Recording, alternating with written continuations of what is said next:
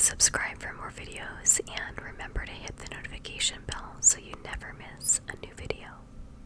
In today's video, we're going to be looking at a collection, a mini version of a collection of a few various Steelbooks that I have today. And so we're going to be looking at a few favorites of mine as well as my husband's, which I also pretty much share. And we're going to be just kind of looking at the packaging a little bit. So first, I want to just introduce you to the selection I have today. And who would be surprised to know that the first one is Lord of the Rings Extended 4K edition. And as you can see, it comes in this pretty gold box with details here. And one thing I really like is how each of the discs is separated by this dense foam to really keep each disc protected. So I love that. And this is just a little introduction. We'll go deeper into each one. The second set that we're going to be looking at is The Hunger Games. This box set is pretty similar to the Lord of the Rings one, but it's made just of like a denser cardboard as opposed to a metal. But it still has individual slots for the 4 discs. And we'll get into the details of this in a moment. The next one we have is the Oppenheimer Steelbook 4K. And obviously the packaging on this, the cover art is absolutely beautiful. And we'll get into more of that in a moment. The next one we have is Ford versus Ferrari in a Steelbook 4K as well. And then last, but absolutely not least, we have A Bug's Life. Now, the reason why we selected these is because I wanted to make a video about wintertime cozy films that I love to rewatch. So there's definitely a lot of overlap between my husband and I about which films we love to rewatch in winter. And before we get too far into it, I also just want to preface it and say that A Bug's Life is incredible, and we've gotten more into watching like Disney and Pixar movies the past few years during the pandemic, because sometimes you need that levity and that lightness and that comedy that you find in Disney and Pixar films. Yet they're also really heavy on, deeper meanings and emotional connections, which I really appreciate. So, why don't we go back to where we started with Lord of the Rings, and we'll just start to explore this box set. So, it's got some detailing kind of around the corners here and the edges. Some detailing around the title. All 4 sides are similar. Or all 3 sides, I should say, but the top being a bit different. Let's see. Yeah, we have the eagles featured on the top with a map of Middle Earth.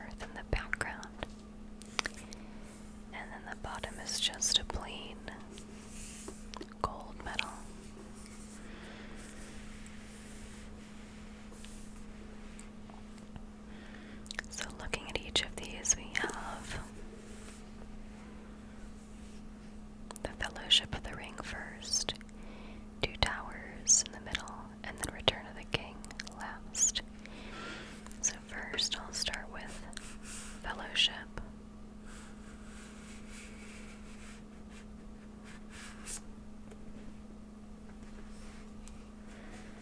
I'll take a closer look at this one, and as I do, I'll just share my thoughts, a few of my thoughts on the film itself.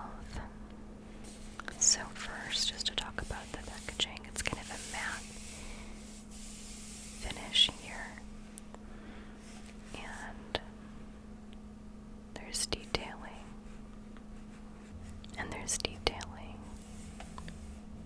right here with the dwarvish door in the mountain,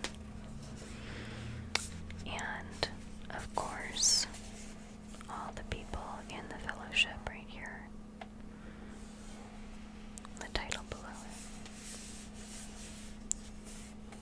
We have the leaf of Lothlorien on the back, the clasp that they would use to attach their elven capes, and then inside just have, of course, the discs. I think there might be some art behind the discs. Just going to carefully take this one out. Yeah, so there's a Númenorian statue here, and this is the river. Put that back carefully as well. So as you can see, we have the theatrical version on one side, and then the two discs for the extended version on the other. I prefer the extended edition, of course, and as I'm talking about this, I'm realizing that talking about just Lord of the Rings may take up the whole video length, but we'll see.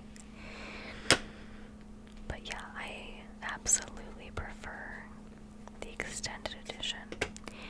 And the past few days, I've been listening to the director's commentaries with Peter Jackson and Philippa Boyens and Fran Walsh.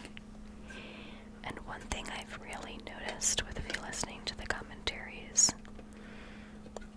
is I don't think that Philippa Boyens and Fran Walsh get nearly enough credit for the incredible writing work that they contributed to these films.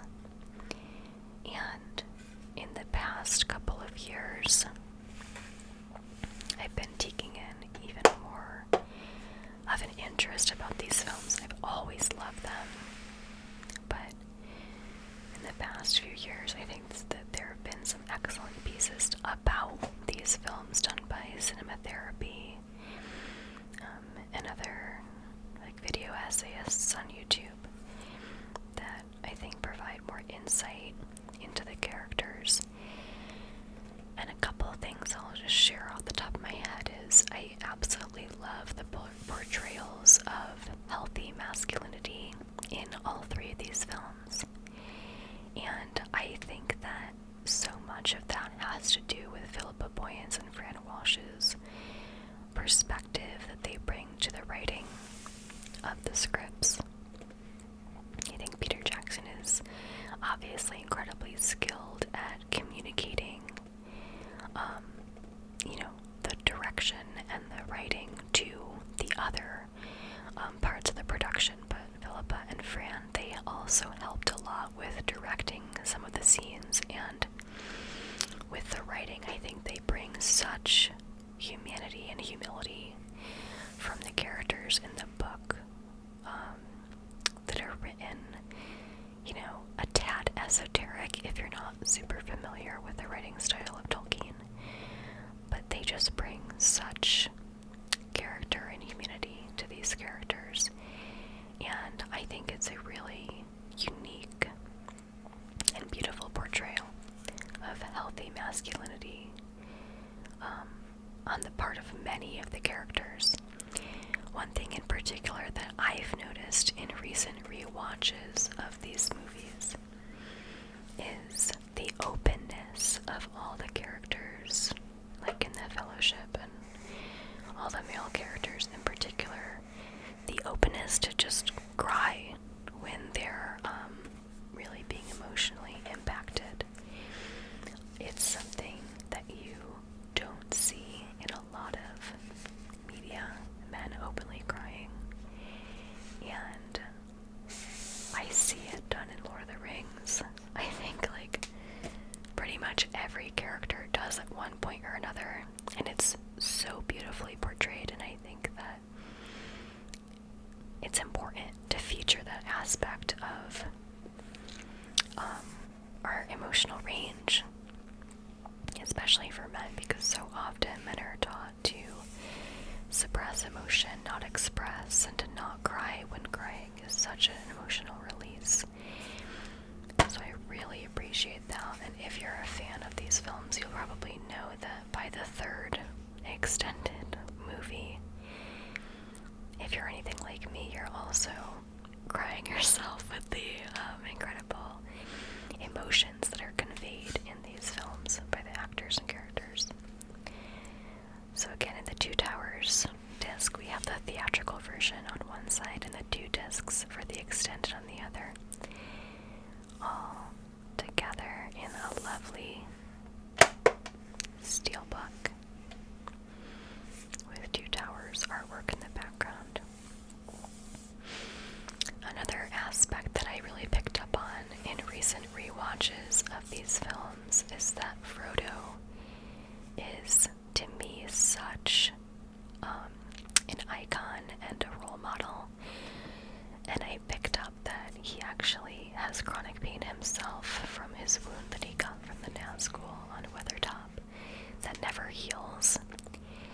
And the last several times I've rewatched these movies, I've just really identified with that, because although I am finally healing, there was a long time when I felt like I would never heal, and when I would see him talk about his wounds in the movie, I just felt like, wow, such strength to be able to bear that.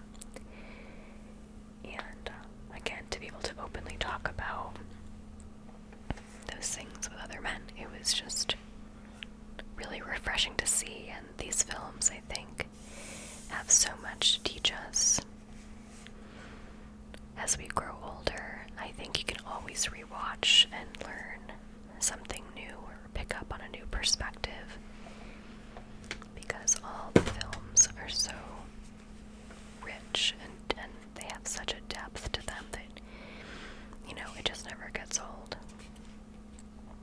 Let's take a peek at the artwork that's behind the discs in The Return of the King. So let's see, that looks like an olifant to me. Yes, it is. Okay, so this is the Battle of Pelennor Fields in the background there. If I take out this disc over here as well, I can have a better look. Yeah, so you see the olifants right here. And speaking of Pelennor Fields, one of my favorite shots or sequences from the extended version,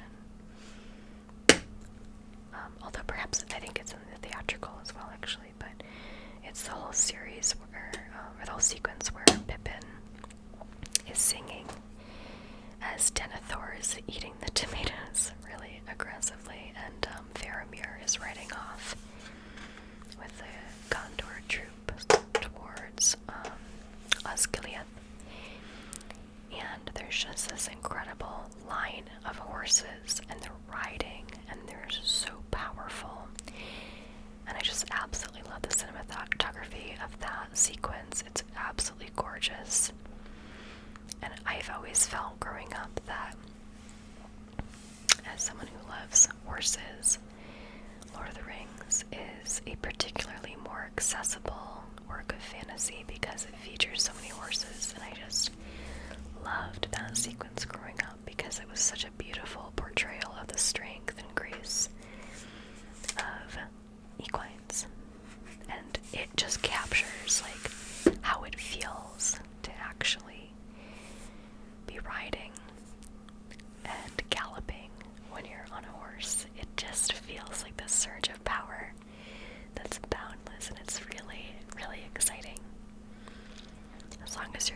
safe, of course. Always wear a helmet when you ride. So those are just some of my thoughts about Lord of the Rings. I swear to you, please tell me in the comments if you'd like me to do more of an in-depth review about my thoughts of the films, because I truly could talk about them all day. I absolutely love these films. They're my favorite of all time. And nothing is ever going to top them. Ever. Okay. The next box set that I want to look at. Oh, and you know what? Before I do, I need to put back this digital movie code, which is in the fellowship disc. But the next one that we'll look at is going to be The Hunger Games. Here we go. Now, Hunger Games is a series that is, I'd say, not in close competition with Lord of the Rings, but it definitely is next in terms of my favorite. And we have here the books. So I'll turn it around so you can see. Gorgeous artwork on the front, a matte finish in black behind this glossy finished artwork of Katniss, and then characters on the sides. We've got Gale, Haymitch, Prim, Peeta, and let's see who else. I can't quite see from here. Oh, Effie, and then Cinna. And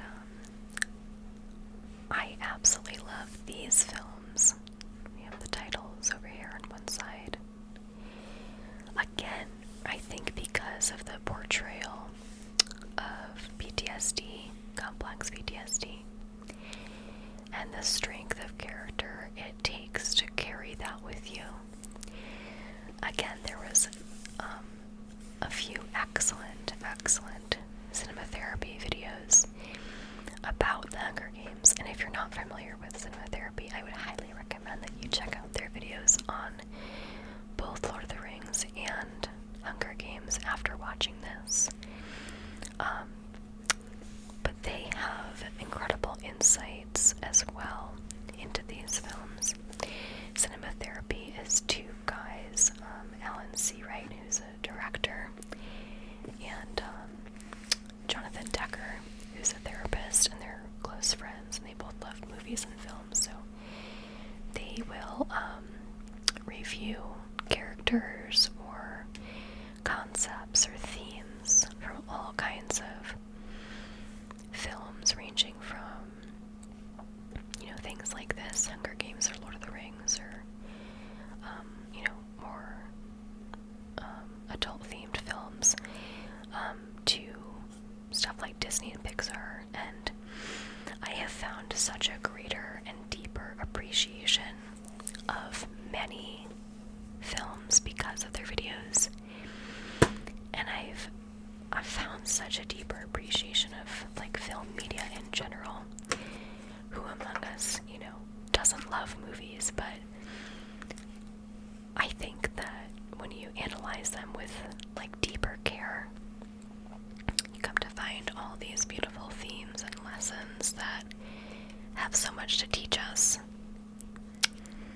And incredible movies like this are such a point of community and togetherness that so many of us can share in and connect to.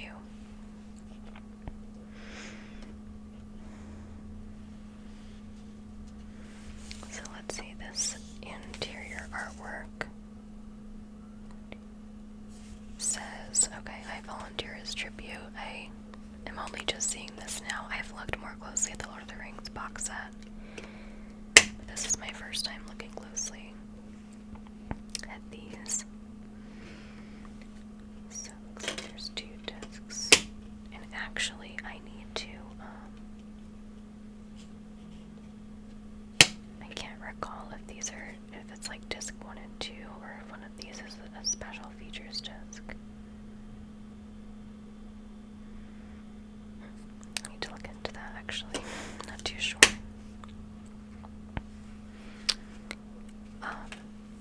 So yeah, I think that similar to Frodo in Lord of the Rings, I think Katniss, portrayed by Jennifer Lawrence, beautifully, stunningly in her portrayal. She's an incredible character. I think showing a really complex portrayal of CPTSD, which I have as well, and it's something that you often don't see portrayed deeply in movies. Like, you know, sometimes like the person's, they're crying or they're being stoic or something, but when you see the way that Jennifer Lawrence encapsulates it in her performance, in like her whole body, not just on her face but her whole body, and the direction of these films, I don't know, it's just beautiful. I again could talk about it all day. I'm struggling right now, I think, to make my thoughts more concise, because I almost have so much to say I don't really know where to start.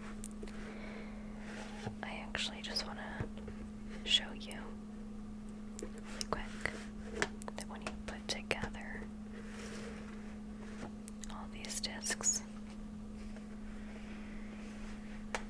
so on each side you've got some artwork featuring Katniss, who I just love as a character for her strength and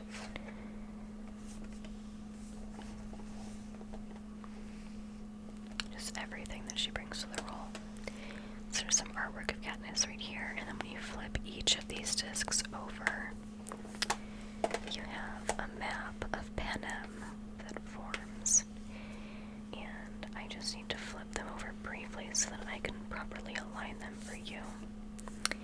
So on one of the backs, there's like a list of the different districts and which area they specialize in.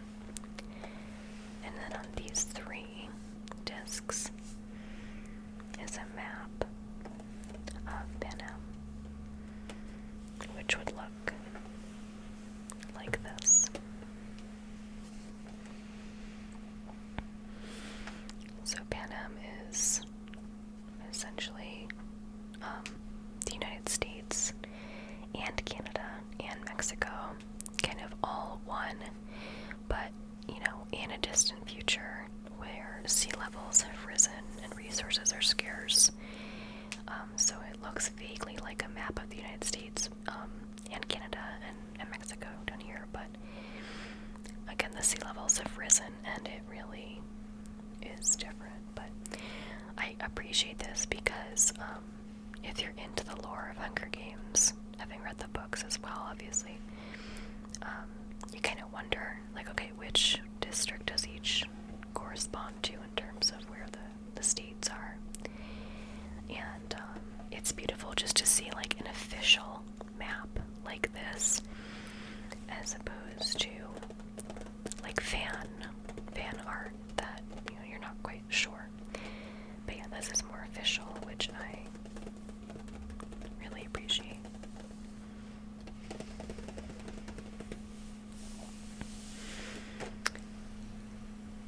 I almost wish that I could do an ASMR commentary, like a watch along or like a reaction video to these movies, but I don't know if that is legal or if it's like a copyright issue. But I would love to do that because sometimes I struggle to organize my thoughts.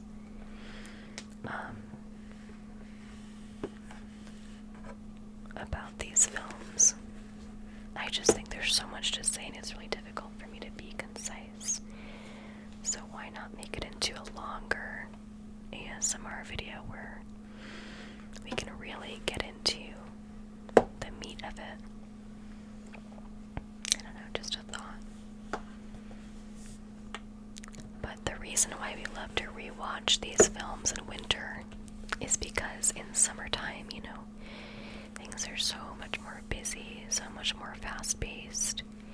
And in winter, when we can kind of slow down and I can do other projects and things like that, it's wonderful to be able to spend a night in just cuddling and, you know, together enjoying different pieces of film media, and just they spark a lot of great conversations, I think, with loved ones, and I think they're a great tool to reflect on and explore relationship dynamics and things like that. So if you've never seen Hunger Games or Lord of the Rings, I would especially recommend taking a look at them and really just letting yourself kind of get into the universe of each of these works of art. Absolutely